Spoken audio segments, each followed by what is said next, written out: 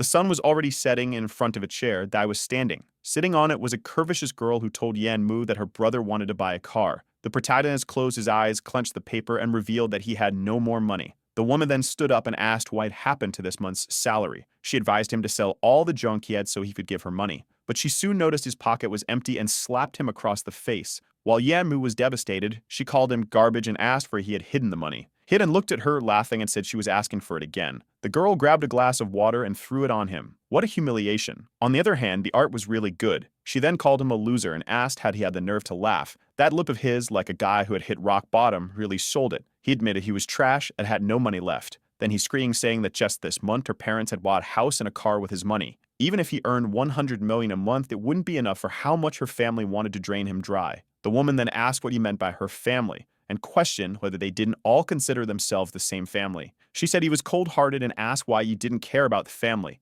Yamdu laughed. He told her to go to hell with that idiotic notion of family because he was tired of him. The woman, equally unfazed, told him if that was the case he could die 100 times over. He spread his arms and asked if she really thought he didn't have the guts. She said she'd love to see him die, but first she wanted a moment to buy some life insurance, so at least she'd get some value out of it before he went. Yanwu smiled. He said Fang Yups who really was tough after all. He turned and ran toward the window. She shouted at him, but the guy was about to find out if he could fly. In the middle of his fall, he wondered if that was truly the end of his life. Then the scene shifted to July 1st, 2009. A short-haired woman asked Yanmu why he was suddenly kneeling. A blonde guy questioned if kneeling as soon as you walked in the door was a family tradition of his. That's when the protagonist seemed to regain his senses. He was surprised, wondering if he was alive. The woman, arms crossed, asked if he was going crazy. He looked up and called her Mom. Apparently in China, when you marry a woman, you start calling her mother Mom. But this one only said he could call her that if he put another 40,000 into the wedding. The guy was a bit confused, wondering what kind of dowry price that was. Then he remembered it had all happened 8 years ago when he proposed to Fang Yuxio. The price had gone from 40,000 to 400,000, and she asked what he thought about that. Gradually, he got up, saying he thought a lot about it. In his past life, that wretched family had drained everything from him until he died in a pit. He then said he agreed. The so-called mother's eyes gleamed, and she asked if he was really willing to do it, but he shouted that there was no way he'd agree to such idiocy. That he had been given a second chance, he wasn't about to make the same mistakes. The mother asked what he meant, questioning if he really thought her daughter wasn't worth $1 million. Fang Yuxia remained silent. Yamu asked if the whole family had hearing or mental problems. He had already made it clear he wouldn't spend a cent on this wedding. Yafshu stood up and asked how he could do such a thing, but he replied that she should be arguing with her mother for being sold for $1 million. She made a pain expression and said it had been easy for her relatives to raise her, so they deserved to ask for something. The father then wanted to know what he'd gained besides a loser brother who only wanted his money. The blonde idiot stood up, demanding to know who he was calling a loser. The father, mercilessly, said it was him who couldn't even earn enough to feed himself. The blonde guy went in for a big punch. But it seemed Yam moved and fought this guy in a past life and wasn't going to act the same way. He smashed the guy's head against the pavement while the mother screamed at him to let Xiaoyu go, who was supposedly family. But Yamu responded that as long as he wasn't married, none of them were his family. He then turned around and declared that from this moment on, he had nothing to do with any of them. Fang Yuxui asked if their relationship wasn't worth any money at all. Yamu asked if she had ever wondered how many of his relatives had worked hard to earn $500,000. In his past life, his hopeful father spent everything he had on lottery tickets and ended up winning. With that, he had $500,000, and Yamu via the other half, securing the marriage. That was a man who gave his all. Yan moved and walked out the door, saying all she wanted was someone to support her family, and that someone wasn't going to be him. The next scene shows him already at the same lottery his father had won before. The prize had accumulated to over 100 million. In his past life, at this very moment, he went down and bought a ticket with his father. He hoped you could clearly remember this, even though his memories were muddled from the passage of time. He then walked to the counter and said he wanted to buy a lottery ticket.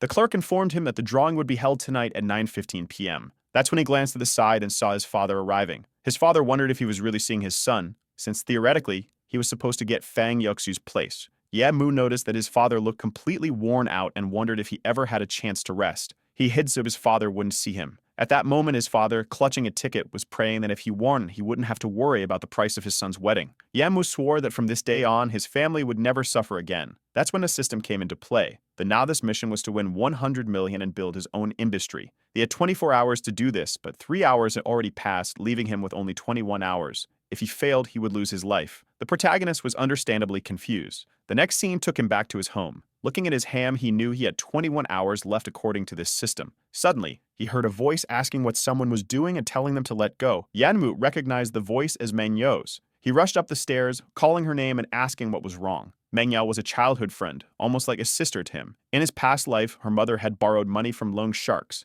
and as expected, things turned grim when they couldn't repay. Both ended up in their graves. Yan was swore he would protect her in this life. Inside one of the rooms, two men were taunting her, saying she could scream all she wanted because no one would save her. One of them, with an open shirt, mocked her for possibly calling Yan Mu, implying he was useless. In the next moment, Yan Mu delivered a swift blow to the first guy. He saved her quickly. There was a punch and a hug, the spot and rescue. The blonde guy didn't even know who had hit him. Another man approached from behind, asking if Yan Mu was tired of living, but Yan Mu easily immobilized his arm, questioning how a gangster could be so bad at fighting. The blonde guy called him a bastard and pulled out a cutter, threatening to kill him. Yan Mu, however, stated that he knew they were there for money, warning that if anyone made a move, they'd never get paid. The men questioned if he actually had money, but one in the red shirt scoffed, saying it was obvious he was dirt poor. The blonde man pointed out that the debt exceeded $500,000. Yan Mu responded that he would have the money in 3 days. This time, instead of spending $500,000 on one woman, he would spend it on another. A genius move indeed. Another man reminded them of several outstanding medical debts. The blonde warned that if the due date came and they didn't have the money, Manhwa would have to cover his debt. Yan Mu declared that when he delivered the money, everyone would have to kneel and apologize to her. As they left, they mocked him, saying she'd try his luck or he'd be without legs soon. The system then reminded him he had 20 hours left to complete the mission and had to act fast. His life was tied to survival points, and at the moment he had very few, so his body would begin to show symptoms. Her system mentioned a real estate agency that was about to go bankrupt. While he pondered how his life was now determined by points, Mangyao called out to him, apologizing and saying she didn't want to drag him down with her. Yan Mu told her not to worry and reassured her that within 3 days, he'd ensure they apologized. But then his body reacted. His head began to throb and he felt nauseous. Mangyao asked if he was okay, and he collapsed on the mountain. The fall was intense, and seeing him hit the ground was truly heartbreaking. He apologized, saying he was hungry and felt weak, but he quickly realized these were the adverse symptoms the system had warned about. The scene then shifted to the Fang family home. The mother asked if he had responded to her call, to which Fang Yuxu said he hadn't. The father was ready to slap her, asking how it was possible to have a daughter who couldn't even control a man. The mother told Lao Fang to lower his hand, saying there was something off about Yan Mu today. The father scratched his chin, agreeing it was strange since he usually groveled at Yuxi's feet. He wondered if Yan Mu had somehow gotten rich. He then told his daughter that she needed to go and win him back before another woman did. The worst thing would be for him to become rich and for her to lose her chance to be his wife. Even the mother began pushing her out of the house, telling her to go and capture that man. No sympathy here for this cursed woman. The Fang Yupsu was now questioning why Yan Mu had acted so differently today. Back with our boy, Yan Mu was serving some apples to Meng Yao when the doorbell rang. She said she would get it, and outside it was, of course, Fang Yuxia. As soon as she saw Yan Mu, she demanded to know what was going on. Yan Mu asked if he hadn't made it clear that there was nothing between them anymore, or if she was there because her snobby mother wasn't satisfied. Fang Yupxie, however, shouted that it was impossible and wanted to know if he was interested in someone else or if he changed his mind just because they raised the wedding price. Yan Mu told her to give up, that anything between them was completely impossible. He said that out of whatever bond they once had, he'd give her some advice. She should leave that house as soon as possible and live more freely. She ignored him, turned around, called him a delicate son and a mother, and swore he would regret it. Men Yao stood there, confused, not understanding what was happening. As far as she remembered, they were close, so how did things turn this way? Yan Mu told her to stay at his place for now because he had to leave for a trip. He muttered to himself that he didn't care about that stupid relationship, and that it was time to explore the available businesses in the city. Out on Jiangxim Street, people were talking about the lottery drawing. Apparently, fortune fever was running wild in China. His father was there, saying all he wanted was for his son to buy a house and get married. Yan Mu was hiding carefully. He didn't want anyone to know if he was about to win. While watching the news, he noticed a real estate company called Fidelidade. It seemed like a promising place to invest. Yori knew that in the future, this company would become massive, but right now, they were facing serious challenges. If he took control of the company, he could potentially become extremely wealthy within a few years. He decided that this would be his first investment. The scene shifted to the Fidelidade real estate company the next day at 9:20 am. The place already looked like they had declared bankruptcy, and there were people shouting at the entrance. The system reminded him that his survival chances were low and he had little time left to complete the mission. Unfortunately, he had to visit the bank to collect his lottery winnings, which delayed him. A man in a yellow helmet walked by and mentioning he was bringing a banner. Yan Mu asked why everyone was there, and Mei explained they hadn't been paid for half a year. Yan Mu said it was common for payments from construction companies to be a little late, just a little 6 months. However, another person said that usually they could pay at the end, but in this case, the company's boss had fled, leaving the business deep in debt. Clearly, they wouldn't have any money to pay anyone, so they needed some way to get something Yanmu, though, seemed excited, asking if the boss really had run away. The man confirmed, saying it was information from the top employees of the company.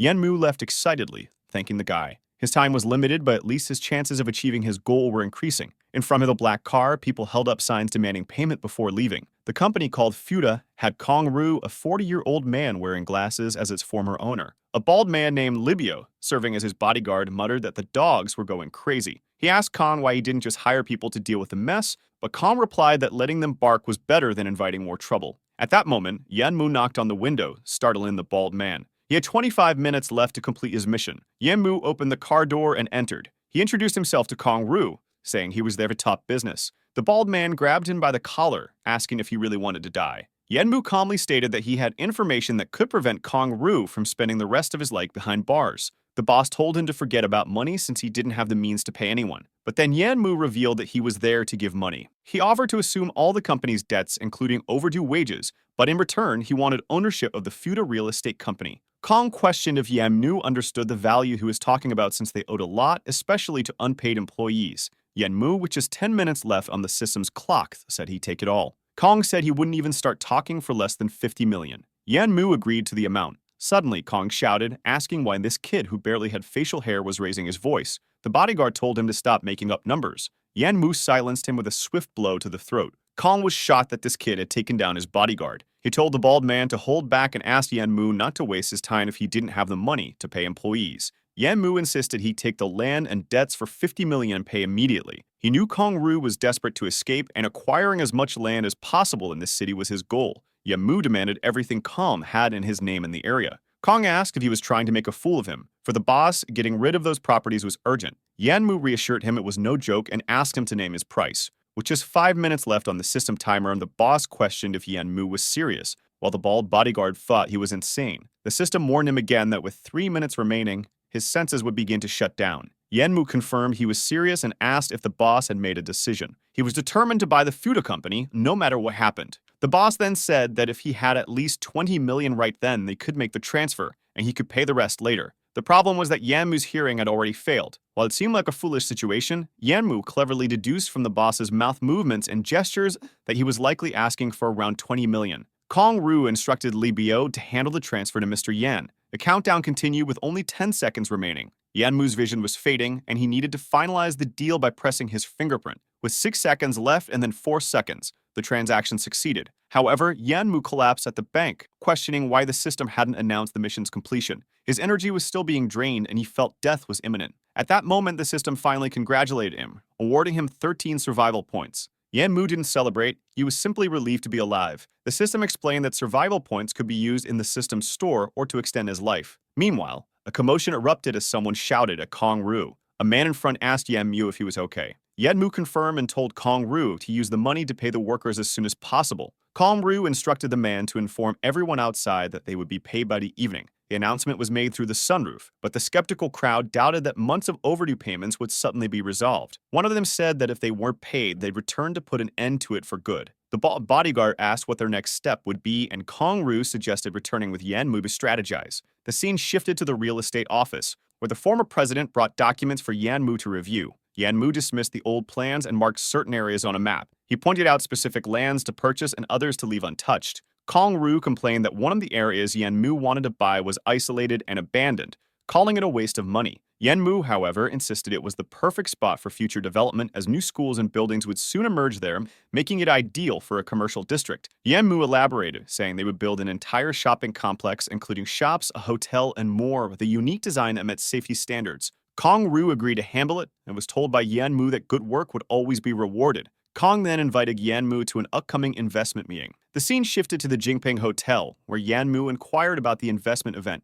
He glanced back and was surprised to see Fang Yuxu there wearing a revealing dress. A chubby man beside her blushed, saying he hadn't expected her to look so stunning. Fang Yuxu appeared annoyed, as this was the only man willing to pay the exorbitant wedding price. The man pulled her aside, asking if she was distracted. It was then that she noticed Yanmu. They exchanged looks but said nothing. The blonde-haired man sensed they might know each other. Yanmu reflected on how quickly Fang Yuxu had moved on and dismissed any concern. It was none of his business. However, when the blonde man bumped into him on purpose, Yanmu asked what he thought he was doing. The man accused Yanmu of standing in the way and jabbed a finger at his chest. questioning if someone as poor as him even knew where he was. Yanmu mocked the man for his appearance, but the blonde man demanded to know if Yanmu had any idea who he was and whether he really wanted to pick a fight in front of the girl. Ignoring him, Yanmu asked Fang Yuxu about her relationship with this man, to which she replied that it had nothing to do with him. The blonde man walked away, taunting Yanmu for dreaming he'd ever have a woman like Fang Yuxu. Yanmu reflected that he had once thought Fang Yuxu was a simple and kind girl and believed the problem was her family, but it seemed he was wrong, and this realization allowed him to finally let go. The scene shifted to the investment reception. The system assigned Yanmu a mission to invest in one of the businesses present to earn 10 more points. Yanmu knew this would be challenging, given the people in attendance. A security guard blocked his entrance, asking if he knew where he was going. Yanmu asked if this wasn't the investment reception. The guard sneered, telling him to leave because the event was for people planning to spend millions. Yanmu ignored all of it and simply stated that he was also there to make some investments. However, the security guard mocked him, asking what kind of investor walked around in gender clothes. Yanmu was not pleased by being judged based on his attire. At that moment, the blonde-haired man appeared and asked if Yanmu was following them. The guard laughed, saying that this kid really seemed lost and was even claiming he was there to invest. The chubby man chimed in, saying that Yanmu needed to learn to invest in himself first. He placed a hand on Yanmu's shoulder, condescendingly remarking that he had energy but couldn't waste it by just chasing after women. He said there was no use in Yanmu getting angry since that beauty would stay in his arms.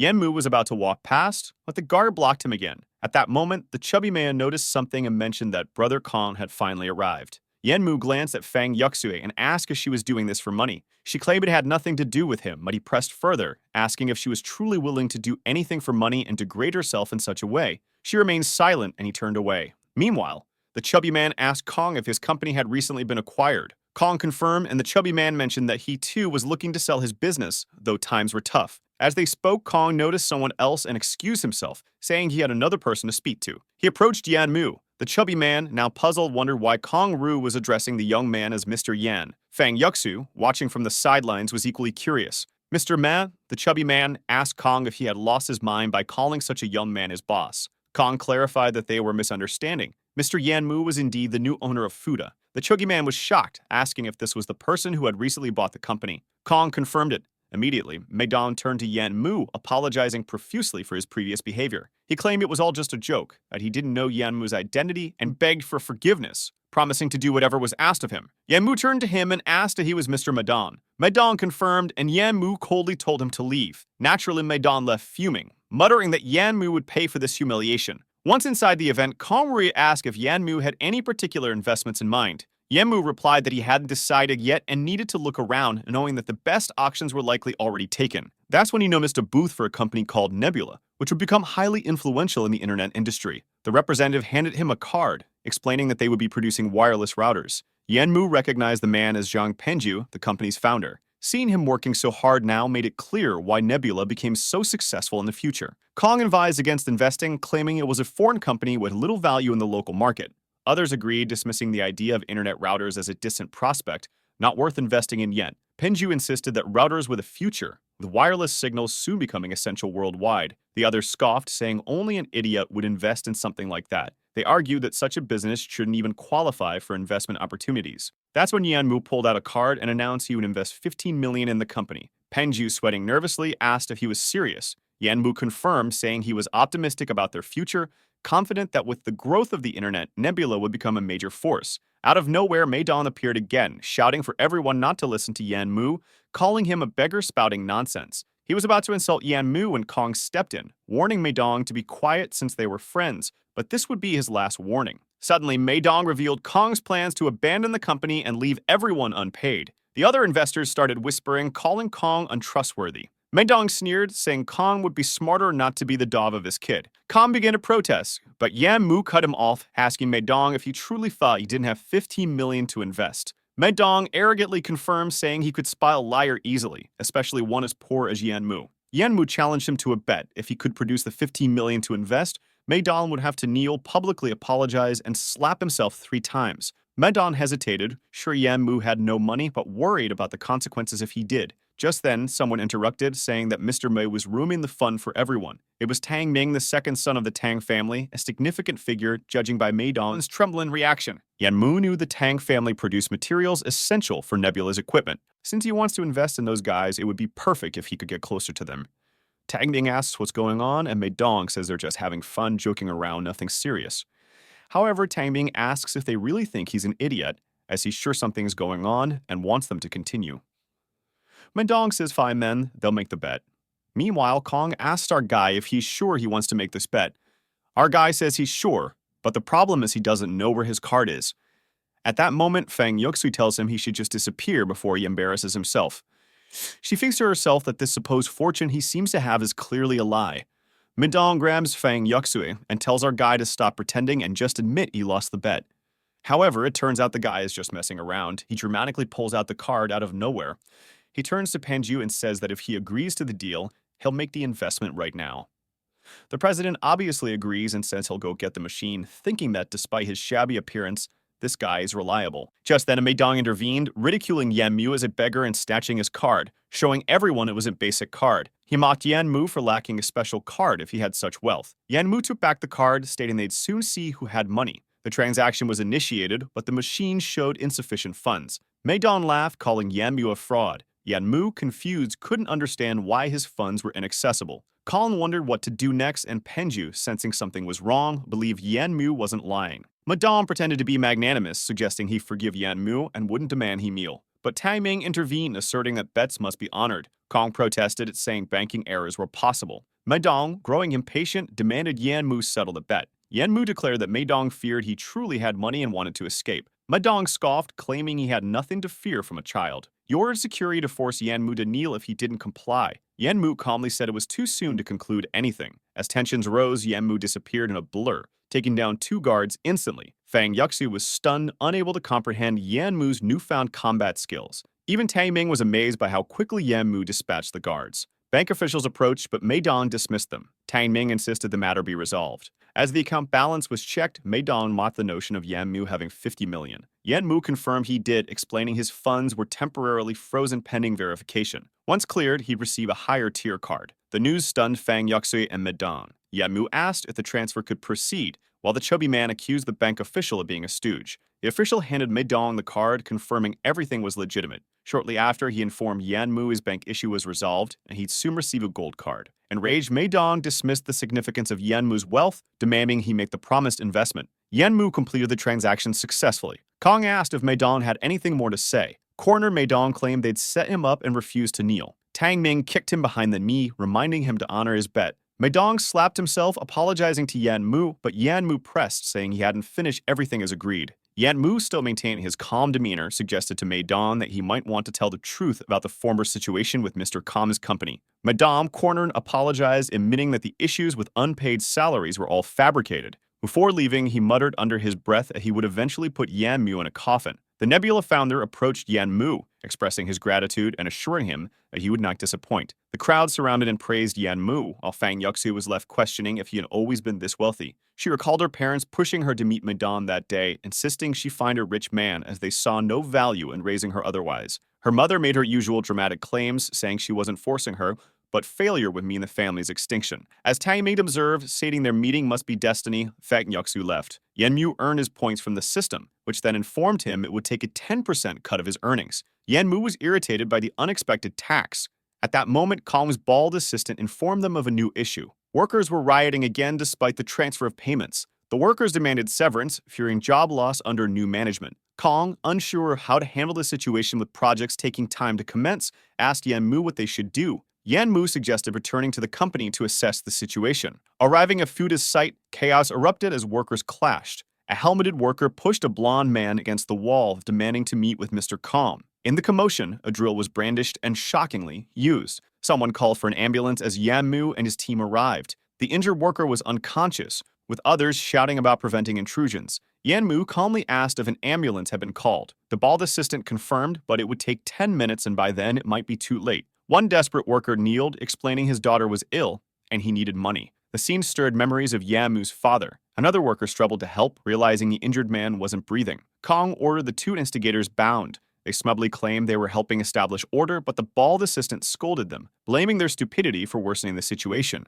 Yan Mu, noticing the dying worker, asked the system if he could be saved. The system offered a costly upgrade option to obtain a medicine that might work, but all Yanmu could access was basic enhancements. The system then proposed another solution, spending 12 survival points to keep the man alive until medical help arrived. The function was one-time use, so caution was advised. Yanmu hesitated but agreed, unwilling to stand by idly. The workers' condition stabilized and the instigators were thrown to the ground. Yanmu, furious, condemned their reckless actions. Realization struck these were the same thugs who had threatened Mangyo earlier. When Kong inquired, they admitted it, revealing that Yanmu was burdened with a debt caused by a neighbor's gambling mother with plans to exploit his sister. Kong, enraged, demanded to know if they had been misusing the company's name and ruining its reputation. Yanmu confirmed Meidong's involvement. Kong acknowledged the connection but assured Yanmu they would handle it now that he was in charge. Without a second thought, Yanmu delivered a swift kick to the blonde instigator's chest, ensuring his actions had consequences. The workers cheered at the sight of Yanmu dealing with the thugs, especially since those two had been harassing them. Finally, the ambulance arrived and the paramedics pushed through the crowd to attend to the injured man.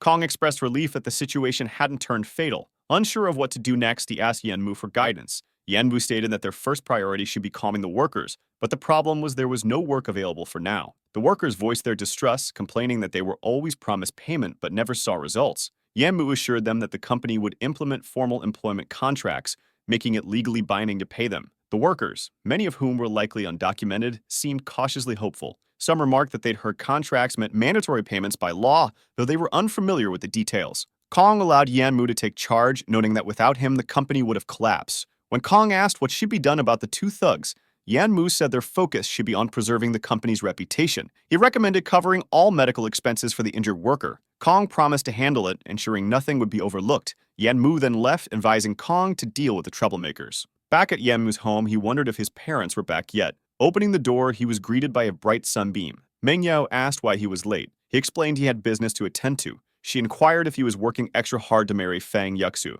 Yanmu dismissed the notion, promising instead to find a better place for her soon. He knew Mangyo's dream was to live in a grand house, and perhaps he could make it happen tomorrow. She asked what surprise he had in store, but he suggested she rest first since it was late. Lying in bed, Yanmu reflected on the system's grip over not just his life but the lives of others. He wondered about its limitations. The system then informed him he could enter a unique space when in a secure location. The room distorted and the system asked if he was ready for his inheritance. Confused, he questioned what inheritance it meant. As he looked down, he saw an image of himself from before his rebirth. The system explained that he must accept the Lord's inheritance or the world would be annihilated. Not much of a choice, he thought, and before he could answer, the process began. The system warned that after receiving the inheritance, his level would be restricted, and no more missions would be available for a while. Staring at his hand, Yanmu wondered what was happening. The inheritance completed and the system displayed a progress bar, 1%. It explained that without sufficient attributes, he couldn't unlock all abilities. Yanmu groaned, frustrated by the system's games, but resolved to claim everything in due time. From outside, Mengyao asked if he was tired. He opened the door and saw her standing there. It was morning and Mengyao reminded him that he had promised to take her out. Apologizing, Yanmu assured her they would leave soon. A scene shifted to the streets of Jiangsheng. The two walked and Mengyao noticed Yanmu wore the same clothes as before. She pointed out Fang Yuxu, who was once again clinging to the chubby man from before. Mengyao remarked that Fang Yuxu didn't seem well and asked if something was wrong. Yanmu brushed it off, saying it was her choice and none of their concern. As they continued walking, Mengyao kept asking about his history with Fang Yuxu. Yanmu deflected and they arrived at a property showroom. A saleswoman greeted them, but after hearing Yanmu wanted to see villas, she scoffed, suggesting they look at smaller homes due to their appearance. Even Mengyao was surprised, questioning Yanmu's finances. Yanmu promised to buy her a grand home, which left her in shock. The saleswoman dismissed him, mocking his apparent poverty and suggesting he was confusing the value of such properties. Mengyao, embarrassed, wanted to leave. The saleswoman continued her insults, saying their clothes weren't even worth $200. So how could they afford a mansion? Yanmu took Mengyo's arm, intending to leave, when a man with purple hair appeared. Recognizing him as Su Fi, Yanmu attempted a friendly greeting, but Su Fei coldly brushed him off. He sneered, pointing out Yanmu's poverty and questioning why he was talking about buying a villa. Yanmu ignored the comment and asked why Su Fei was speaking to him at all. Su Fi, feigning nonchalance, mentioned that you manage a few small businesses and was on the market for a new house. The saleswoman eagerly jumped in, praising Su Fi and saying that he was perfect for one of their exquisite villas. Su Fi then turned to Yanmu, smugly stating that he had more pressing matters and that Yanmu, being a drifter, could take his time. Yanmu, unbothered, replied that he had a relaxed life, so Su Fi could go ahead. The saleswoman accompanied Su Fi to view the villas, leaving Yanmu to step aside, pretending to make a phone call. It was clear he wasn't planning to let this slide. Meanwhile, Stedify pulled out his card, ready to make a purchase without further inspection. The saleswoman informed him that the suite cost 2 million and confirmed if he was sure. She was thrilled about the high commission she stood to earn. Xu Fei, driven by his long-standing envy of Yan Mu for his academic success and popularity with girls, took the opportunity to feel superior. He glanced at Manga, noting Yan Mu's absence, and mocked her, suggesting that Yan Mu had abandoned her. Yan Mu returned, apologizing for the delay. Xu Fei dismissively remarked that it didn't matter,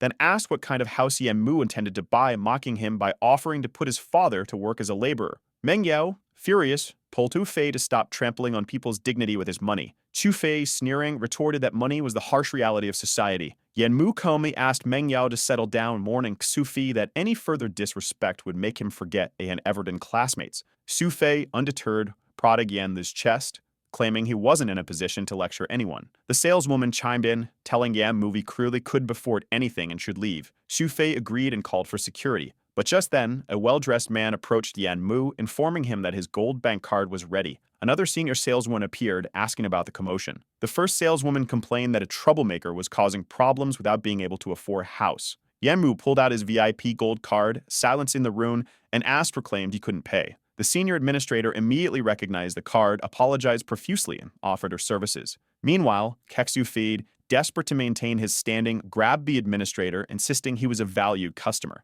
She questioned whether he recognized the card Yan Mu held. Xu Fei glanced at it dismissively before realizing it was a super VIP card, not just any bank card. Stunned, he stumbled, accusing Yan Mu of theft before walking away. Yan Mu, having researched property values, asked for prices and was told 10 billion each. He confidently handed over his card, announcing he'd buy. The senior saleswoman, now eager to serve, prepared the transaction, but Yan Mu stopped her, declaring that any commission would go to someone else, not her. The administrator then fired the saleswoman on the spot. Xu Fei tried to befriend Yan Mu, suggesting they go out for drinks. Before Yan Mu could respond, security escorted Xu Fei away. Xu Fei pleaded, asking if Yan Mu really wanted him removed by force. Yan Mu reminded him that Xu Fei had just called for the same treatment. Panicking, Xu Fei offered to apologize. Curious, Yan Mu asked the system if it could read people's fortunes. The system confirmed it could, even revealing potential for discovering treasures. Yan Mu considered the strategic use of such abilities. He'd had noticed a dark aura around Xu Fei and warned him to be careful, as bad luck seemed to loom over him. Xu Fei dismissed it, still begging for reconciliation. Meanwhile, the dismissed saleswoman begged the administrator for another chance, claiming her father's illness would worsen without her job. Meng Yao, feeling sympathy, asked Yan Mu to reconsider. Yan Mu agreed, and the administrator allowed the saleswoman to stay, attributing her second chance to Yan Mu's decision. Observing Meng Yao's golden fortune aura, Yan Mu noted she was destined for good things. Nearby, an older woman, impressed by Yan Mu's success, asked if he'd like to meet her granddaughters. Yan Mu, bold as ever, replied that he was with his girlfriend and was there to buy her a house. Yan Mu whispered quietly to Meng Yao, asking her to cooperate and play along so they could avoid an awkward situation. She turned away, blushing, and he asked what was wrong. Just then, he received a call from Fang Yuxiu. Meng Yao immediately noticed his change in demeanor. Checking his old model phone, Yan Mu saw a message from Fang Yuxi saying she was in room 606 and needed help. Yan Mu wondered if she had willingly gone to the hotel with Madame. Meng Yao saw the message too and insisted that if he didn't help Fang Yuxi and something terrible happened, he'd regret it. Yan Mu, however, dismissed it, saying it was no longer his problem. Meng Yao pleaded with him, saying he couldn't just stand by. She told him to help Yuxiu and assured him she'd make her way home alone. Reluctantly, Yan Mu ran off, telling Meng Yao to be careful. The scene shifted to room 606, where Megdong was making lecherous advances on Fang Yuxiu, commenting on her figure with disgusting remarks. Fang Yuxiu demanded he stay away from her, but Megdong grabbed her wrist, reminding her that it was her family who arranged the meeting, so she'd better comply. He began tearing at her clothes, claiming she'd already promised to spend time with him. At that moment, the door opened. Yan Mu entered, holding up his phone and announcing that everything was recorded. Madong, shocked, lunged for the phone that Yan Mu kneed him in the stomach, causing him to collapse and retch. Madong threatened Yan Mu, claiming he'd so have his way with Fang Yepshi and send thugs after him. Yan Mu responded by slamming the phone against Madong's ear, demanding he repeat himself. Madong, undeterred, called Yan Mu a worthless loser who would never have any woman. Yan Mu delivered another harsh kick, frighteningly silencing him. Turning to Fang Yupsub, who was complaining of feeling overheated and weak, Yan Mu realized she had been drugged. He carried her to the bathroom, placed her in the tub, and told her to call if she needed anything.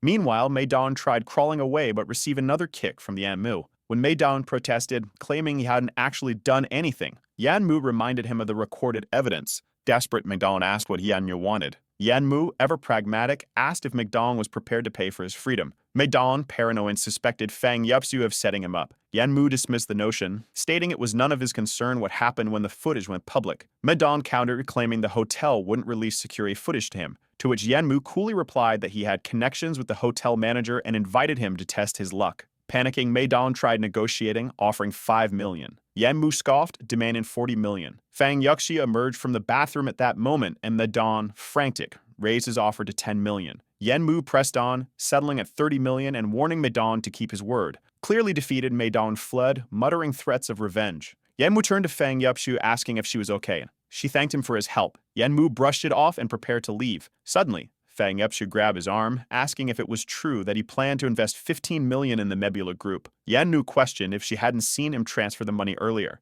She admitted she had but was confused about how he suddenly acquired such wealth. Yanmu avoided the question, instead asking if money was more important to her than feelings. Fang Yupshu released his arm and Yanmu left, telling her she'd find her way home on her own. Back at the real estate company, Mengyo asked if he had sorted everything out. Yanmu confirmed he had, thanking the manager, who assured him he would always be treated as a valued client at their company. Yanmu gently comforted Mengyo, who admitted she was tired and didn't want to intrude on anyone's life anymore. Yanmu reassured her that he would finalize the paperwork for their new residence tomorrow. Meanwhile, at Meidong's office, his underlings fussed over him as he ranted about his injuries. They demanded to know what hurt him, ready to retaliate. Meidong, seething with rage, told him to hold off for now. He had plans to deal with the Fang family first, determined to claim Fang Yuxu if he had to pay the 30 million. Back at the Fang household, Fang Yuxu's parents speculated about her absence. Her mother suggested it was a good sign, implying she had captivated Meidong's attention, likely working her charm. Just then, Fang Yuxu returned, visibly distressed.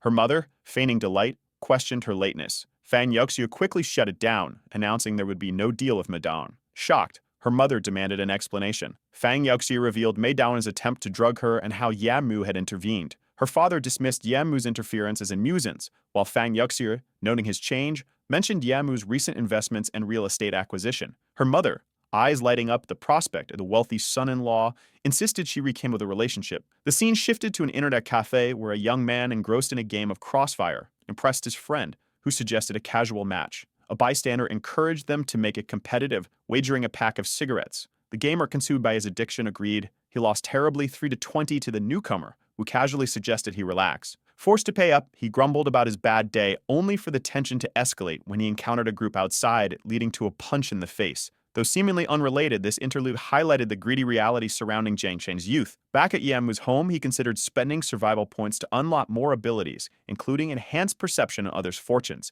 Frustrated at the slow pace of earning points, the system, with biting sarcasm, reminded him that life was tough. It suggested he could even improve his appearance with points. Contemplating this, Yanmu's thoughts were interrupted by another call from Fang Yuxu. He reluctantly answered, only to hear her mother's voice, sweet-talking him into giving the family access to his wealth in exchange for reconciling with Fang Yuxu. Yanmu snapped, telling her to stop bothering him. Shortly after, Yanmu received a finalized contract for the properties he purchased. Meng Yao, noticing his glum demeanor, asked if he was okay. He apologized, and a real estate manager thanked him for his patronage. Wandering the streets of Jiangsheng, Yanmu encountered Fang Yuxu once again. She seemed to appear intentionally, and Yanmu, weary of the constant run-ins, asked why she was following him, reiterating that they were done. Fang Yuxi revealed that her brother had gotten into trouble at a cyber cafe and of 500,000. Worse, he had been kidnapped, and the captors demanded the money for his release. Yanmu, unimpressed, coldly stated that her brother's problems were not his concern. Desperate, Fang Yuxi grabbed his hand and offered herself, promising to fulfill his physical desires if he helped.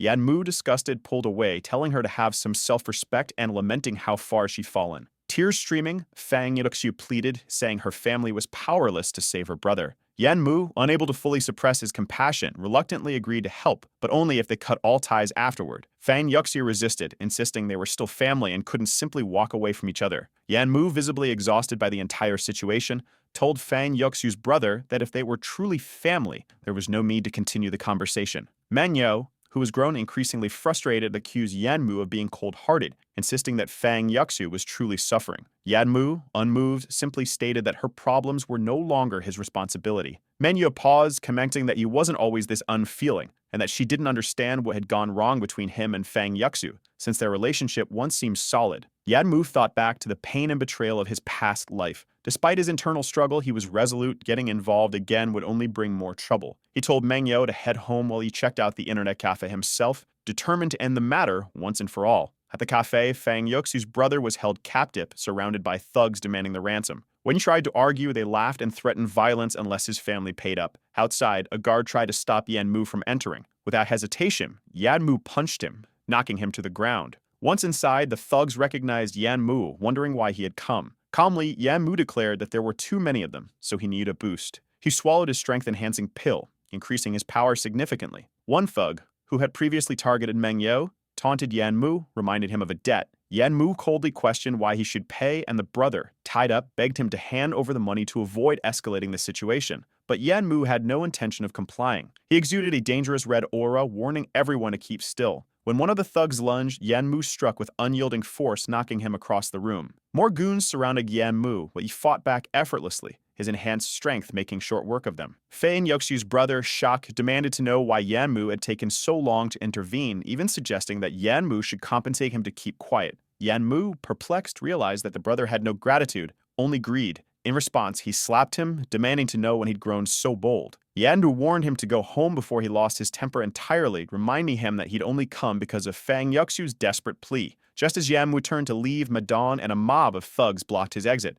Madan, thirsting for revenge, ordered his men to kill Yanmu. Faced with overwhelming numbers, Yanmu's options were limited. The system intervened, offering an agility pill in exchange for more points. Yanmu consumed it, enhancing his speed and reflexes. Easily dodged a thrown brick and moved so quickly, it seemed as if he were teleporting, dismantling Madan's men with ruthless efficiency. Madan found himself on the ground again, helpless against Yanmu's might. Yanmu asked why he plotted his death, and Madan, ever blunt, said it was payback for what Yanmu had done to him. Yanmu, amused by Madan's flawed logic, agreed it made sense, though it was unfortunate for Madan to be on the losing end. The time running short, Yanmu demanded compensation for the wasted effort and points spent. Desperate, Madan offered 20 million to avoid further punishment. Yanmu accepted, insisting on immediate payment. Shortly after, Yanmu's account was credited with 50 million, as Madan had neglected to transfer the 30 million owed from their last encounter. Yanmu dismissed Madan, who vowed to recover his losses one day. Turning to Fang Yuxu's brother, Yanmu coldly asked if he knew his way home. The brother, so ungrateful, spat out threats, claiming he'd never forget the humiliation. Yanmu, unimpressed, told him he should be grateful to be alive and warned him to stop using weak excuses for his failures. Tired of the pointless drama, Yanmu demanded the brother disappear. Another harsh lesson was delivered, leaving no doubt about who was in control. Yanmu dismissed the departing Fang Yuxu's brother, who threatened to tell their parents everything, believing it would cause trouble for Yanmu. Unbothered, Yanmu decided to check his system. Despite having gained 50 million, there was no change in his survival points. The system curtly explained that money obtained dishonestly didn't count. Yanmu rumbled, realizing even the system demanded moral earnings now. Back at the Fang household, the mother berated Fang Yuxu for failing to secure Yanmu, whom she disparagingly called trash. She questioned how Fang Yuxu could let her brother Xiaoyu suffer. Fang Yuxu tried explaining that Yanmu had completely severed ties with her, but Xiaoyu stormed in, battered and bruised. Their mother, relieved to see him, asked why he looked so beaten up. Xiaoyu blamed Fang Yuxu, claiming that instead of helping, Yanmu had humiliated him. Fang Yuxu was surprised to learn that Yanmu had intervened. Xiaoyu twisted the story, saying Yanmu had only shown up to make things worse, and his slap hurt more than the thug's beatings. He accused Yanmu of profiting from her suffering, claiming Yanmu's wealth came from extorting Madan. Their mother, incensed, declared Yanmu to be worse than an animal for using her daughter's pain. Fang Yuxu resolved to confront him, unsure this explained his motives during their relationship. Meanwhile, Meng Yao questioned Yanmu's mood, wondering why he seemed upset with the system. She teased him about being beaten up by someone. Yanmu brushed it off, telling her to relax. When Meng Yao pressed, asking if he was still hummed up on Fang Yuxu, their conversation was interrupted as Fang Yuxu arrived, demanding to talk. Meng Yao, taken aback, sarcastically asked if Fang Yuxu was joining them for dinner. Yanmu, unfazed, told her she wasn't welcome and asked why she was there. Fang Yuxu, furious, slammed her hand on the table, accusing him of beating her brother while dining with another woman. Yanmu clarified that Meng Yao was like a sister to him, but Fang Yuxu dismissed the notion, pressing him on why he'd harmed Show Yu if he'd gone to save him. Fang Yuxi insinuated that Yanmu was with Meng Yao of spite. Frustrated, Yanmu demanded to know if she was delusional. Fang Yuxi accused him of flaunting his wealth to humiliate her family, suggesting he could have used money to sell everything. Yanmu reminded her of his poverty and declared he wouldn't waste a single coin on her vampire family. Enraged, Fang Yupsu denied being from a family of leeches while Menya watched confused. Fang Yupsu's voice rose as she accused Yanmu of moving on quickly. Yanmu told her to shut up, questioning why it bothered her so much and pointing out her obsession. He warned that if she kept believing her brother's lies, there was no need to talk again. Fang Yuxu lashed out, claiming Yanmu had always used her for money and tried to slap him. When he caught her wrist, he reminded her that their relationship was over, and she needed to stop acting irrationally. Raking free, Fang Yuxu vowed he would regret this. Meng Yao, bewildered, asked if Yanmu and Fang Yuxu had truly broken up. Yanmu confirmed it, suspecting Fang Yuxu's behavior was a ploy to regain his attention. Meng Yao, seeing Yanmu's goodness, wondered why Fang Yuxu had treated him so poorly. Yanmu reassured her with a smile, encouraging her to eat so they could head home. The scene shifted to Nebula Bruce's office, where the president thanked Yanmu for his investment. Yanmu reviewed a project proposal, finally feeling optimistic about a promising development. However, while looking at the papers, Yanmu asks why the man is choosing to use low-quality materials. The president explains that they tried using high-quality materials, but the profit margins were too low, and people were refusing to cooperate. Our boy comments that this will be a big problem, but Penju says that at the start, they just need to pass the test, so there's no need to produce many. Yenmu agrees and suggests focusing sales primarily on communication companies. Penju is surprised you hadn't thought of that before and sees it as the best option to sell to them, especially since they constantly transmit signals. The only comments on the material when our protagonist tells him to relax, saying he will find someone to secure what they need. Back on the streets of Jiangxing, he spends a lot of time there. Looking at the card, he knows the best thing would be to form a partnership with the Tang Company, but he has no idea how or why they would cooperate with Nebula. That's when he looks to the side and sees a man grabbing a girl by the hair, telling her to shut up. He quickly recognizes her as the girl who humiliated him at the real estate office, and it seems she's now working as a waitress. So other men approach and demand the man let the girl go, or they will call the police. But man, in this city, everyone seems ready to stir up trouble, because out comes another knife. Then the satyr of girls who humiliate and arrives, grabbing the man by the arm. The man warns that the Lord is interested in this woman, so it would be best not to interfere.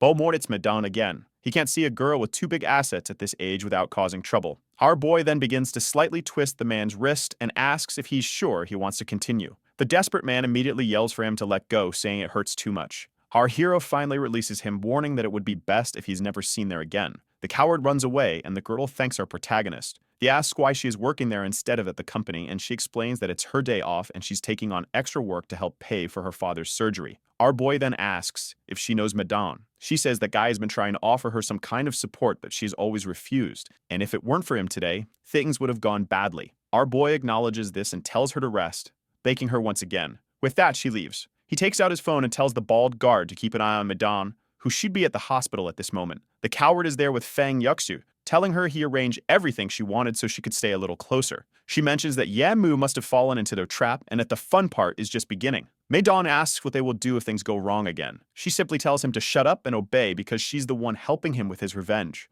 Besides, there's no need to worry because Yanmu is deeply in love with her. Soon he would soften up his short to apologize.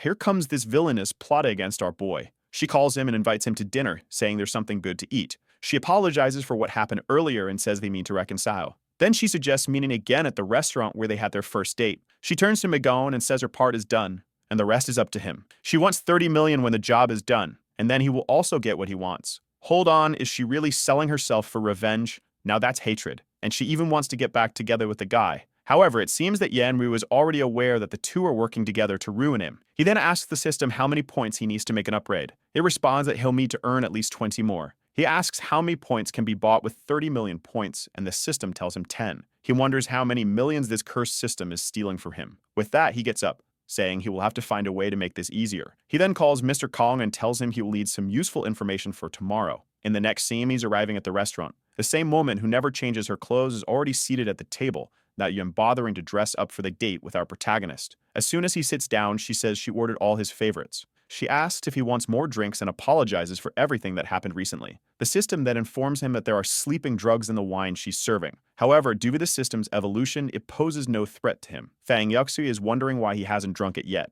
Our protagonist takes a sip. He says that nothing that happened matters and they can leave it in the past. She remarks that she never imagined things would end like this. She always believed they would get married in this life. Yanmu states that if he married her, her family would drain him dry until he died penniless. She slams the table angrily, wondering why he still isn't asleep. He asks if he said anything wrong and she responds no, but that he is all she has in life. She then asks why her family pampers that brother of hers so much. She replies that it's natural to pamper a brother, while internally she's seething, still trying to figure out why he hasn't passed out. At that moment, our protagonist slams his face onto the table. She approaches asking if he's okay, but you already know she's gloating inside. Smiling, she says he thinks he's strong, but in the end, he will lose everything to her. The scene then shifts to a hotel. Our boy was asleep and wakes up. Man, I thought he was faking it, pretending to sleep, but he actually passed out. Turns out our boy knew about the trap and still fell into it. He's a genius. He wakes up next to that girl from the real estate office, who immediately calls him a bastard. He puts his hand on his face, saying he's sure he was having lunch with Fang Yepsu.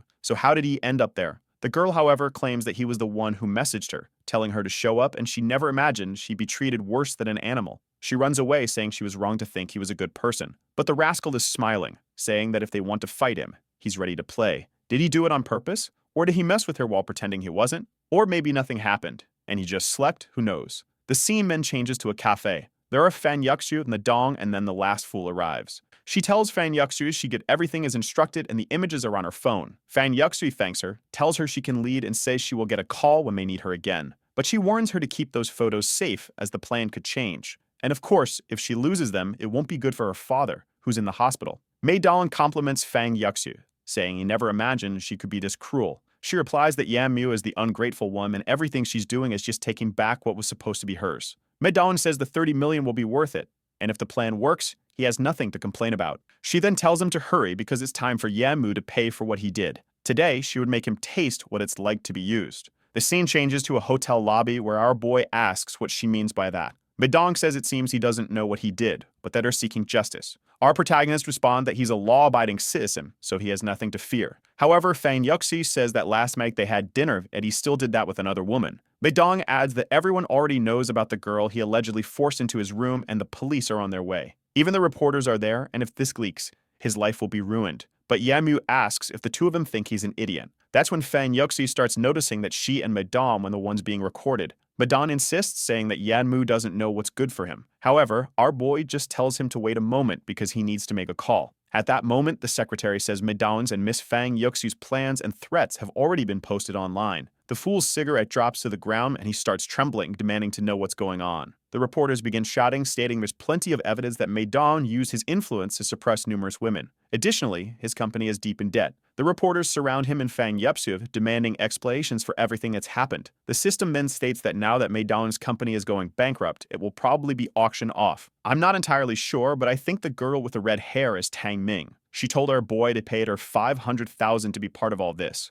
Our boy said he had enough evidence to put Mei Dong behind bars for life. He didn't question whether she was trying to help him or Mei Dong. Our boy leaves the scene, saying he's going to take over that fool's company. Meanwhile, Fang Yuxu seeks with rage. 2 days later, everything is being announced on TV, and Ming Yao learns about it. In interviews, Fang Yuxu always claimed she had no idea who Mei Dong was, trying to distance herself from the subject. This makes Ming Yao realize that Villainous wasn't a good person. Back in his room, our boy wonders why he hasn't received any survival points after taking down Mei Dong's company. He looks at the system and asks for just 1 point, complaining that it's been a long time since he earned anything. It's a very unfair world. That's when he receives enough points to upgrade the system. The window shines and suddenly a pink bunny appears out of nowhere. He stares at it, wondering what kind of crazy entity it is. He gets up, wanting to know how this is supposed to help him. But suddenly, the little creature vanishes. Whoa, a small hand grabs him, saying he's a good boy. You all know what's coming, right? Oh, more well-behaved than I expected. Well, well-behaved in terms of clothes, but not in actions. The girl is aggressive. Actually, never mind, she's not well-behaved at all, folks. She asks if he's satisfied and tells him to leave a 5-star review. At that moment, Menyo appears at the door and asks if he's seen the news, but he tells her not to come in. However, she opens the door, recounting everything that happened with Fanning Yuxu. Mana thought she wouldn't see the scene, but it's too late. She's already face-to-face with everything. She's left speechless and apologizes in despair. Our boy yells at the system, and she remarks that she thought it was a little cuter. Meng Yao, truly pure, faints upon seeing the scene. The system-like figure seems to place a cure on her face. Meng Yao then wakes up and asks who she is. Only in this work could something like this happen. She introduces herself as Yanmu's system. She says to call her Xiao Yu and informs that from now on, it will all be living together. Manga, completely confused, asks Mu if by any chance she's dreaming. Meanwhile, at the Fang family house, the mother is trying to console the daughter, saying she'll find a guy soon. The brother, however, as always is furious, saying she can't get anything right. The father comments that now that Mei Dong is in prison, the money they were supposed to earn is gone too. And he tells his daughter that she will have to find another rich man to secure the family's future. Fang Yuxter, however, starts getting angry, wondering why she has to find a man to support this family. And with that, she begins to hate everyone. It is at this moment that the mysterious Shu, a shadowy figure, asks if she wants to make a deal. A shadow introduces itself as Shu and says it can fulfill her desires. However, she lowers her head, thinking she must be hallucinating. But then the shadow transforms into a person, saying it knows she won't believe it, which is why it wants to make this deal. Sue tells her that Shu is used, abused, and abandoned by her ex-boyfriend, so how can she not be angry and full of hate? She admits that she is indeed full of hate, and the shadow offers to make a contract that will give her the revenge she wants. Instantly, she starts being consumed by the shadows, saying what she wants is money. It doesn't matter. One moment she's regretful and angry with her family, and the next she's ready to ruin our protagonist. At that moment, her brother asks why she's so quiet and if she doesn't care about the family's future. Seeing her staring at him, he questions why she's looking at him like that and why she's so useless. Her mother then says her brother is just stressed and she shouldn't take his words to heart, asking if she has thought of what she suggested. Sue then explains that she only needs to gather information about this particular boss and hand it over because she will do whatever it takes. Even her mother is startled by how motivated she has become. Let's see who the boss is this time. It can't possibly be Madon again. Back at Yanmu's house, he explains everything to Meng Yao. Apparently, he really did explain everything since she's talking about time travel. Ma'am, he already spelled everything, no holding back. Xiao Yu, however, warns that time travel comes at a high price. For example, Yanmu is now obligated to complete missions for the rest of his life or he could die at any moment. Suddenly, Yanmu gets up, saying he has something to take care of. The two girls are curious and ask where he's going. He explains that he's just going to meet Mr. Tang to check out a car. With that, Xiaoyu gives Mengyao a kiss on the cheek. Is this going to be a forbidden romance? Oh no, actually she used some kind of devilish magic and poor Mengyao fell asleep. Yanmu grabs her arm, asking what she did. She explains that she altered Mengyao's memories because it's not good for her to know everything. At least the system seems to know what it's doing, because if left to this madman, he'd tell everyone. However, he lost his survival point for doing so and is frustrated. But she doesn't seem to care much.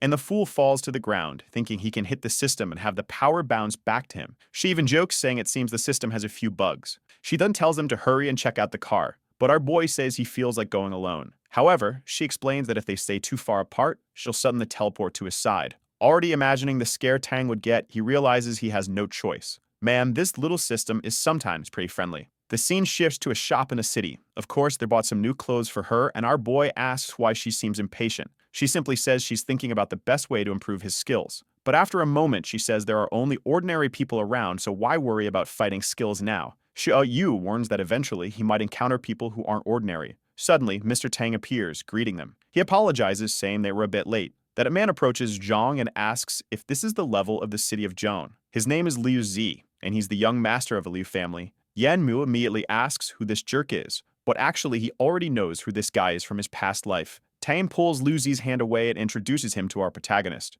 However, Liu Zi doesn't seem too happy with Tang and questions his behavior. What's going on? He just pulled your hand off his shoulder. Tang turns and says he had something to resolve today, but even so, he insisted on coming along. Ah, quite the couple, aren't they? Our boy then interrupts, saying he didn't realize it was Mr. Liu. For a second, he thought he was Tang's driver. Obviously, the fool is seething with rage, asking what this is all about. Our boy apologizes, saying it was unintentional and extends a handshake. Liu agrees, many thinking he hasn't seen much of the world, which is why he judges people this way. However, some energy starts flowing towards Liu Zi, and Xiao Yu notices he was absorbing luck. She hugs our boy and asks when he's going to see the car because she wants to watch a movie with him later tonight. Our protagonist invites Tang to take a look at the cars too, and he agrees, but he doesn't like the fact that the two are walking ahead of him. This guy has some mental issues. Tang turns around, saying that the city of Jane really is too small for so many people, so he might as well leave, but he's furious at being overshadowed by the protagonist. The relationship dynamics here are really peculiar. Liu Zi says if he wants, the Time family could disappear overnight.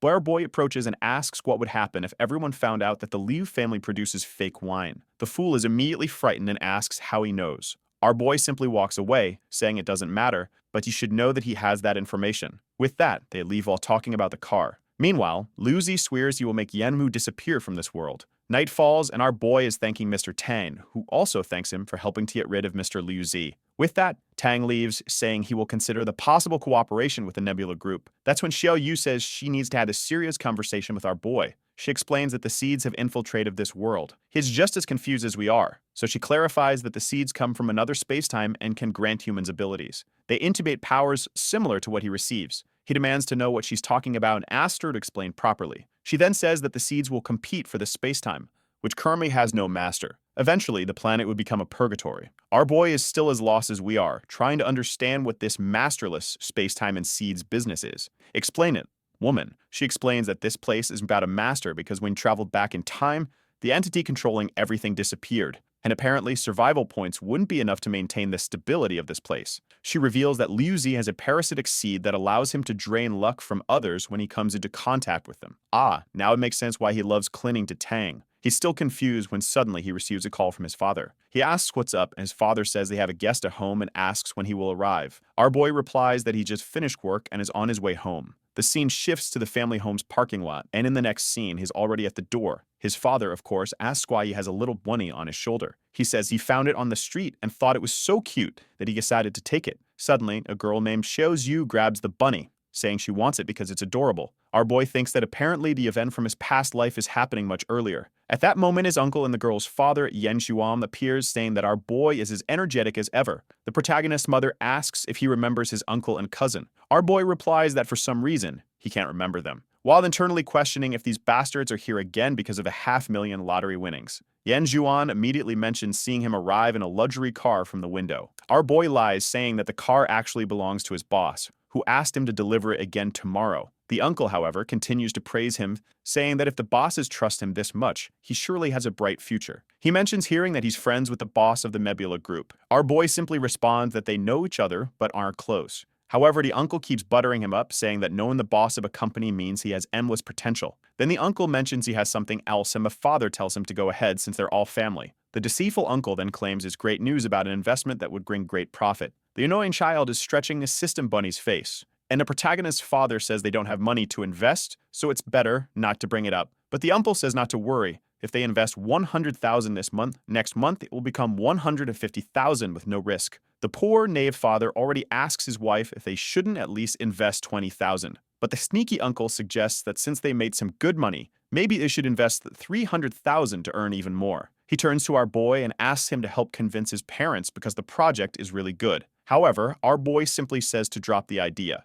If they'd only came to talk about investments, it might as well leave now. And the bunny gives him a playful punch in the face. The uncle, annoyed, says he's offering a great chance, so why is he acting this way? And his father scolds him, wanting to know why he's treating his uncle like that. The uncle complains, saying that even if he doesn't want to make a lot of money, there's no need to ruin his parents' financial chances. The father tells him to relax, they'll think about it. However, a boy warns his father to stay alert because he hasn't spoken to this uncle in over 10 years. It's clear that showing up out of nowhere like this is no good, but the uncle slams the table, saying that if it worked for their family's situation, it would have already invested much more and wouldn't have even offered this opportunity. Our boy then asks him to pass on the project number so he can take a look, and if he can't do that, you should take his daughter and leave. The uncle hesitates, saying it's an internal and secret project, so no one can know about it. Our boy asks if by any chance a man named Yan Wuxiu got involved with the girlfriend of a boss. Then now they need 300,000 or he'll be killed. The uncle, trembling, asks how he knows. The daughter throws herself away, screaming that the bunny is biting her. The father goes to check, and she says she wants to eat rabbit meat, so they should kill it today.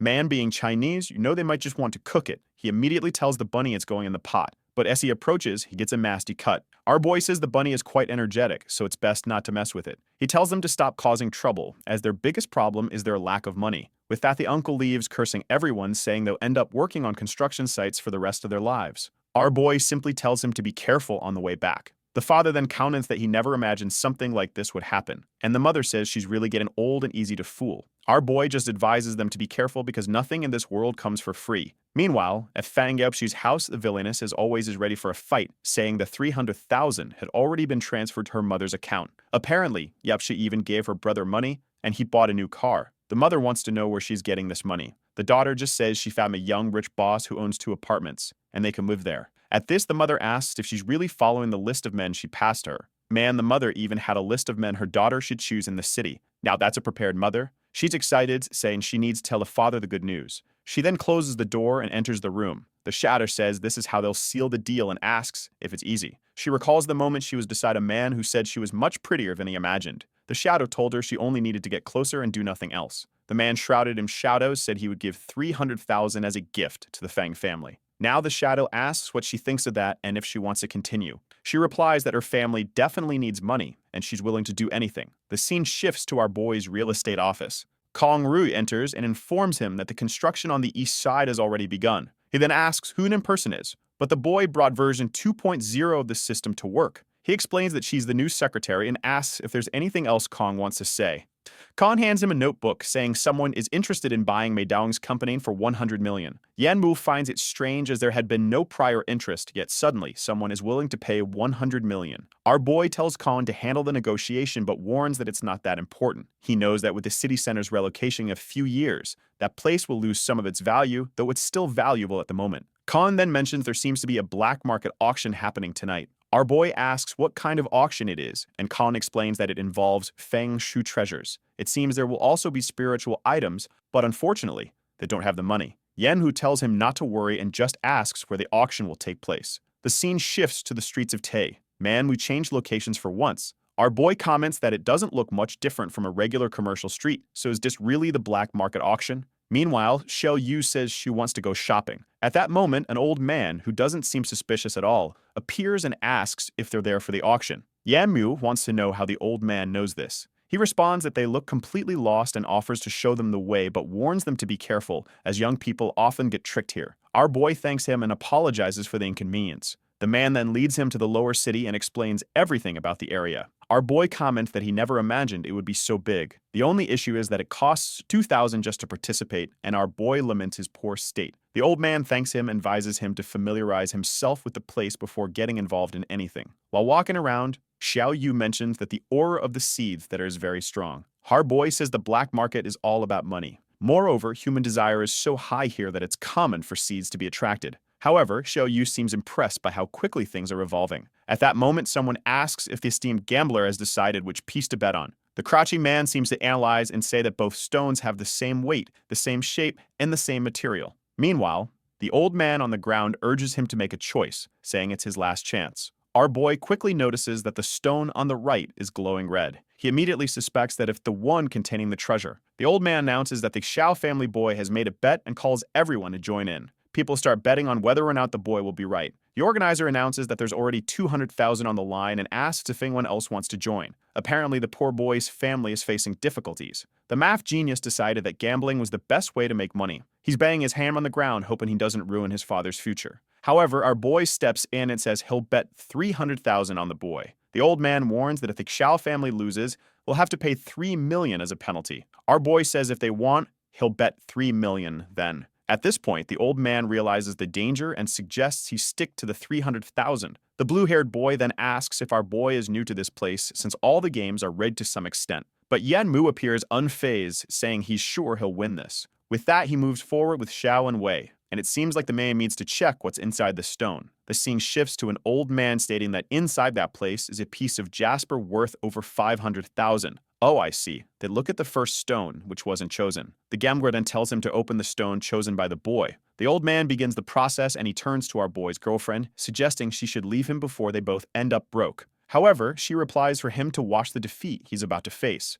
At that moment, the appraiser announces that there appears to be some sort of ruby inside. At that moment, the fool realizes he's screwed. The announcer declares that it contains a blood pigeon ruby. Not the most epic name, but alright. People start saying it's impossible while our boy is confused, wondering what that is. Xiao Yu explains that this ruby is of the highest quality and is worth at least 1 million. The boy from the Xiao family is immediately excited by its value. Our boy then turns to the betting man and asks if he has the money to hand over. The man replies that he doesn't know who he's dealing with and orders him to swipe the card already. Of course, he swears he won't forget this. Our boy is already happy, thinking that with this ability to black market is an easy way to make money. That's when someone calls out to him, and he turns to see the boy from the Xiao family. The boy introduces himself as Xiao Cheng and offers to help him get into the auction if he wants to go. Our boy turns around curious and the boy apologizes if he's intruding. But our boy introduces himself and says that if Xiao Cheng can really do that, he'd be eager to see the auction. Xiao Cheng assures him that tonight he will be part of it all. Yet Mu already knows that people were calling this boy Master Xiao,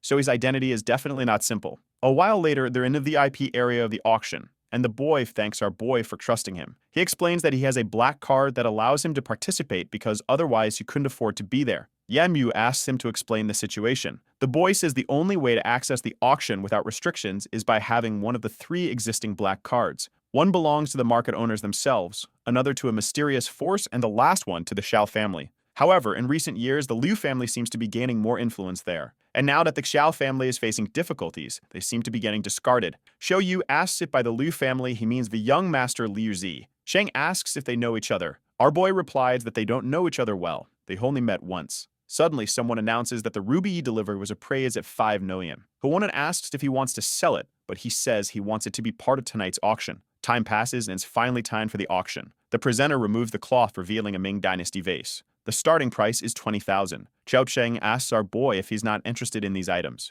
He explains that he's just there to observe opportunities, not necessarily to buy everything. The boy says that among all the items, the only truly interesting one is the ruby vase. The gavel falls and the porcelain sells for 300,000. Our boy notes that the vase is surrounded by a strange black smoke, so it definitely brings bad luck. The presenter then announces the next item, which hasn't been seen in years in this place. It's the ruby that Xiao Cheng is auctioning. The one explains the item's discovery and is about to announce the starting bid when someone immediately offers 5 million. From the audience, a man says this is the ruby Xiao Cheng obtained. The bids keep climbing, 6, 10, and 30 million. Master Liu continues to raise the price, saying he wants it. But with such a high price, the betting man suggests taking it from Xiao Cheng. However, Liu Zi shouts, bidding 60 million. Yan Mu didn't expect that scoundrel to be there. While others are fuming over his relentless bidding, our boy raises it to 70 million. Xiao Cheng warns him to be careful, as it's not wise to take anything from the Liu family. But Xiao Yu tells him to stay calm and keep watching. Yan Mu recognizes Liu Zi as the same poor man from Tang's domain.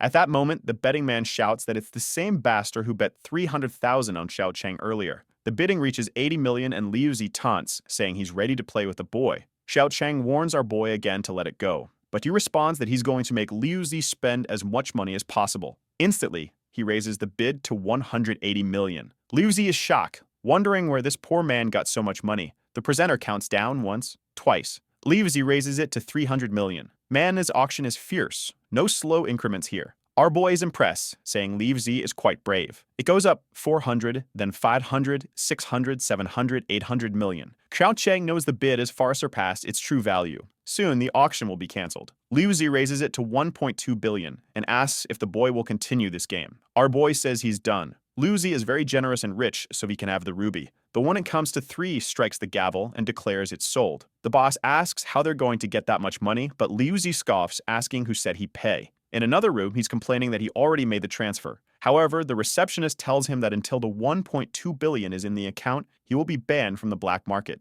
At that moment, the fool realizes he's in trouble. Liu Zi wonders why his usual strategies aren't working today. The shadow of luck tells him that the man he's playing against has a power greater than his, preventing him from altering fate. The receptionist informs him that because the sum is so large, he has 3 days to gather the money, and in that time, the ruby will be reserved for him. He pretends to agree, claiming it must be an issue with his bank, and that he'll return soon. Meanwhile, on the streets of the black market, Xiao Cheng thanks our boy for everything. Our boy replies that he didn't do it for him, he already had issues with Liu Zi. Xiao Cheng reveals that Liu Zi seems to have a scheme for paying very little for things he wins at auction. Our boy asks how that's possible, but Xiao Cheng says he doesn't know, it's affecting the entire black market. That's when Liu Zi appears, mocking Xiao Cheng for having a good eye but no skill. He threatens to make our boy's life miserable, and Xiao Cheng warns that it's best to leave because Liu Zi could really harm them. But Yan Mu steps in, telling him not to worry. The fool wanted to help, but Xiao Cheng tells him to let our boy handle it. Liu Zi prepares a punch, calling Yan Mu brave for being the first to provoke the young master. But he takes a punch to the chin before he can react, with our boy dismissing his threats.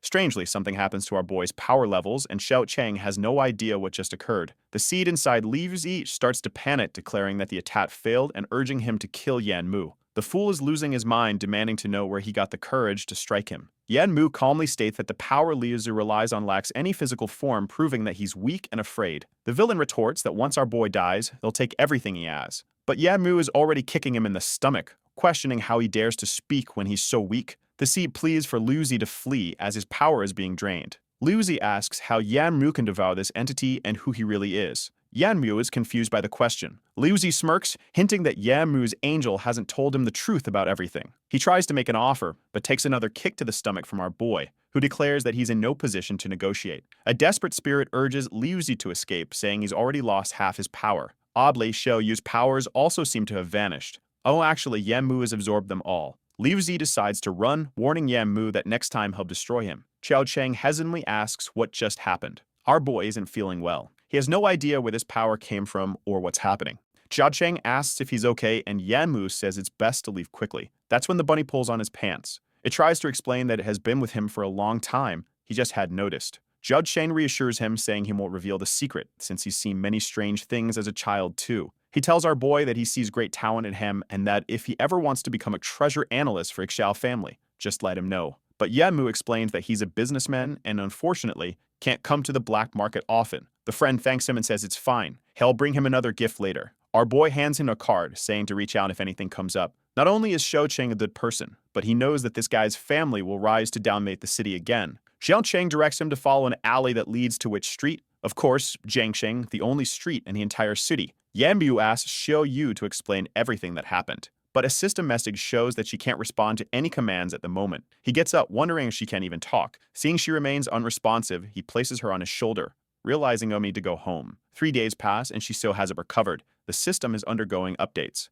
Considering the conversion rules and the money he's been earning, he estimates he's accumulated another 12 survival points. He calls Mangao. He finds himself in front of a mansion, and she says he seems excited about the house. He downplays it, saying it's nothing special. As long as she can live comfortably, that's enough for him. She looks up, saying she'd love to own a place like that one day. But here come the duo, Fang Yuxi and her beloved Su Fei. It looks like the boy is drained and exhausted. Our boy asks what they're doing there, and Meng Yao is speechless. Xu Fi then accuses him of leaving a good woman like Fang Yuxiu to be with a high school girl. Our boy chooses to ignore him and pulls Meng Yao away. However, Xu Fei shouts, asking what's the deal with him trying to buy Madonna's company. Our boy responded that he sold it as soon as he bought it because a company like that only brings bad luck. At that moment, Meng Yao asks what this business about having a company is, and our boy explains that he won the lottery and bought it recently. Meng Yao then says she now understands why Yuxi has been more interested in him lately. Our boy tells her not to worry about it and to just ignore those people if she runs into them in the future. However, he notices that Su Fei has a deathly aura while Fang Yuxiu has a different kind of aura.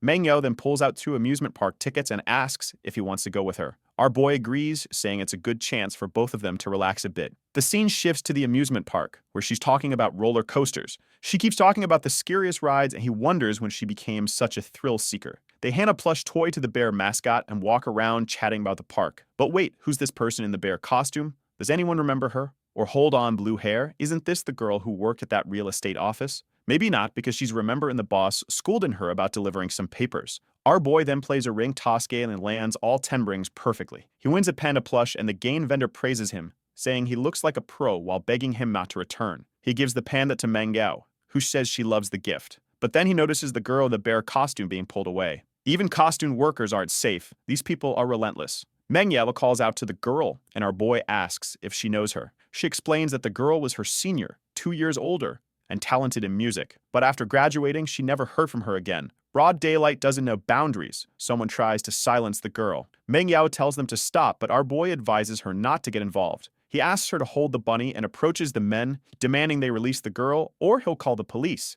The man with blue hair asks who he thinks he's to meddle in their business. Our boy introduces himself as Lai Feng, clearly making up a name. The man slaps his phone away and asks if he has a death wish. The others carrying the girl say they'll have to deal with this troublemaker first. They step forward, telling him to stop playing the hero. Menyo tries calling the police, but a vendor warns is pointless. They've been doing this all week and always flee before the police arrive. Meanwhile, our boy is dodging punches and feeding them back with precision. The last fool tries sneaking up behind him but gets a kick to the face as our boy twists his body skillfully. Wow, this guy is touch-starved, clinging to him like that. He receives an elbow to the face from his troubles. Our boy then picks up the girl in the bear costume, telling her not to move, though she's barely conscious enough to do so. The police arrive and ask what's happening. After Meng Yao explains, they find themselves in the hospital. Our boy has to recount the entire situation. He then asks the police why that area is being used for human trafficking by someone called Boss Hu. The truth is, he knows all about it from past life events. The officer explained that Boss Hu owns an entertainment company and is suspected of drug trafficking as well. That's when the girl in the bear costume wakes up, saying she has proof. She shows a piece of evidence she stole from the company where she was often locked in the basement.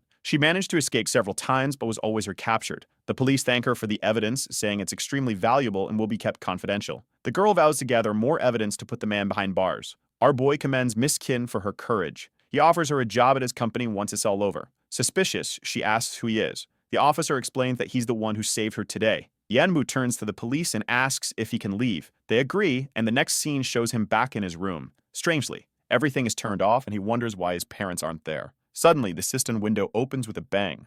The message informs him that he will make a new journey since he's in a safe place and the system will restart. He then finds himself in front of a statue, wondering why it looks different from last time. The writing on the wall describes being born in the wild world but appearing for the first time in the imperial world. He's completely bewildered, with no clue what it means. That's when Shoyu reappears as a woman explaining that these writings tell the story of a god's birth. Another part mentions that since birth, the world was empty and peaceful, and the being was there only to observe and gather treasures. But then a visitor from the heavens arrived, and they fought for more than 10 days. Unfortunately, after the war, the being couldn't protect the treasures. In battle, he killed over 10,000 bandits, but still couldn't sing everyone. In the end, he sealed himself away with what remained, waiting for the right time to be reborn in this world. Man, I'm just as confused as you, Yatmu, and everyone else with this chaotic story. Xiao Yu explains that the so-called seas are entities that can destroy this world. The message mentioned that in the cave there are countless treasures, but they are not to be stolen or used. Indeed, there are many treasures. Our girl is greedy. Our boy asks what the point of being there is if they can't take anything. Xiao Yu explains that he will receive his first mission from the system gods in this place.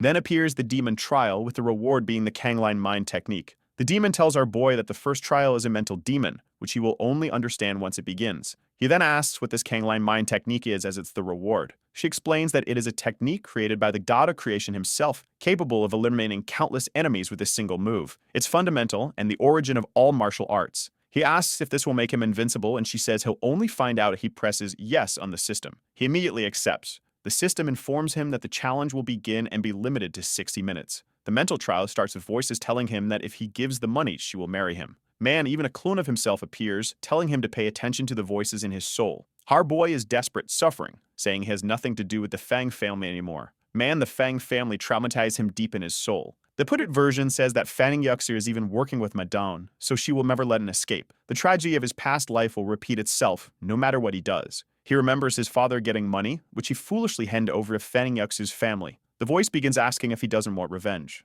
Now that he has money, it's the perfect chance to make them pay for everything. Our boy is in pain, saying he can't take it anymore. But he refuses to be trapped by this fate or let any of it happen again. He punches and destroys the clone. It disappears, but not before saying that he is still too young. Apparently, he had already gone through 99 cycles of this. Yu knew he just needed to endure a little longer. Then, our boy appears, having completed the trial. Yim Shoyu is surprised, asking if he's finished, to which he replies yes. The only strange thing is that he doesn't see an option to collect the reward. Suddenly, he is surrounded by an aura and appears to receive the Kangline mind technique. There's something about 9 forms, 6 techniques, and 4 Cs, totally incomprehensible. But one thing is clear, it's powerful. Even he doesn't fully understand it, but he feels as if he's known it since birth. I think he glimpses memories of the god's movements, seeing how he slaughtered thousands of enemies. Then Xiao Yu tells him that time is running out and it's time to leave. Man, they're teleporting back home already. What's going on? Oh wait, actually they were already home. They were just in another world and have now returned to reality. Heh, I'm losing it. He notices his attributes have risen to level 24 and he's gained 2,000 survival points. Xiao Yu admits she has no idea what happened. It might be related to his breakthrough. He credits the system, but she reminds him that the rules are set by the gods. With that, she leaves the room, saying she's going to sleep. Something catches Yemu's attention. He bends down and picks up a book from the floor. He sits down to examine it, knowing that the gods never give him anything for free. He recalls that in the memories he saw the god, the man seemed obsessed with martial arts. Strangely, his system appears as a main system of its own, urging him to collect fragments of the primordial god. This would help her win the reincarnation race and become the master of time and space. The system won't stop nagging, so she swats it away, telling it to disappear. Then she reappears in another place, and the system declares this is the last time they will meet. But once he reincarnates, he will become the owner of this world once again. With that, the mini-system vanishes. Whether it's hers, his, or both is unclear. It's all a bit confusing. At that moment, she notices that the god's will has completely disappeared. Back at the Tang family house, someone asks our boy why that girl from last time isn't with him. He says she had things to do and asks if young Master Tang is interested in her. The truth is, since last night, Xiao Yu has vanished. The system also seems to have some limited functions and he doesn't know what's happening. He wishes he knew where she went. After all, she once said that if she stayed too far away, she'll be teleported back to him. Tang calls out to him, and our boy apologizes for being distracted. Then he says that in addition to discussing cooperation with the Nebula group, he brought a gift. It's a fragment of an ancient technique he collected, which he is sure the Tang family will be interested in. The problem is, the pages seem a bit worn and don't contain much content. However, Tang gets excited, assuring him that this is indeed important to them. Our boy remarks that it takes a true expert to see value in something like this. Then Tang asks if he practices martial arts because on that day he fought impressively. Our boy downplays it, saying he only knows how to defend himself a bit. Tang tells him not to worry as long as Nebula Group's demands are too large. The Tang family will support wherever is necessary. Our boy gets excited. Seems Tang is truly focused when it comes to martial arts. In the backyard, Tang shows him where he usually trains and tells him to come in him without holding back. Mu, however, says he's only been practicing for a short while and asks Tang to go easy on him. But Tang charges at him immediately, saying they'll start now. He throws a punch and our boy blocks with his elbow. He grabs Tang's arm and Tang is impressed by his quick reaction. Wow, is he about to get knocked down? But he's not that bad. He manages to stay on his feet. Mu praises Tang's skills, saying he's better than expected. Tang responds that he's not bad either and urges him to keep going. Man, are these guys forming a deep bond or what? What's up with this chemistry? A few rounds later, both are exhausted. If this were a romantic subplot, I'd make a joke, but I'm too intimidated by these two already. Tang addresses our boy as Mr. Yam and tells him not to be so formal. With that, he gives him a pat on the back and says it's time to finalize the contracts. Back at the Nebula Group office, Mu asks the project lead why he's still at work. The guy, clearly dragging his feet, asks what the problem is. Our boy tells him there's some news he didn't want to share over the phone and hands him the documents. Penju is shocked to see that the Tang family is willing to support the Nebula Group. Our boy asks if that's enough, and Penju assures him it certainly is. Our boy then stands up and tells him to go home and rest. However, Penju mentions one more request. He discussed with some Nebula Group partners, and they're not skilled at commercial sales. They'd only want to handle product development, while Mu could take over the company's name and negotiations. Mu asks if they're not worried, he'll steal everything. But Penju expresses faith in his vision and abilities. Clearly, he's also interested in the Nebula Group's future. Besides, the company has significant growth potential, and he's unsure if he can manage it all. Our boy agrees to help, but since he's now deeply involved, the goal will be even greater. He introduces a product called a smartphone, a phone with a large screen and a camera. Wow, where did you get this idea, man? Furthermore, he decides to relocate the entire Nebula Group to his real estate office. Back at the building, our boy is exhausted from all the work. He opens the system, and as usual, it's just status updates. Only a month has passed, but his consumption of survival points has increased dramatically. He tries to access the system store but receives a message saying he doesn't have enough authority. He knows the points should be increasing, but ever since Xiao Yu disappeared, everything vanished with her. However, he's sure she isn't a bad person, so where did she go? Then she appears in the window, asking if he missed her. He turns to her with a stern face, questioning why she's back. He says she just needed to confirm a few things and is now back. With that, his 2,333 survival points return to him. Meanwhile, down below, people are shouting to call the police.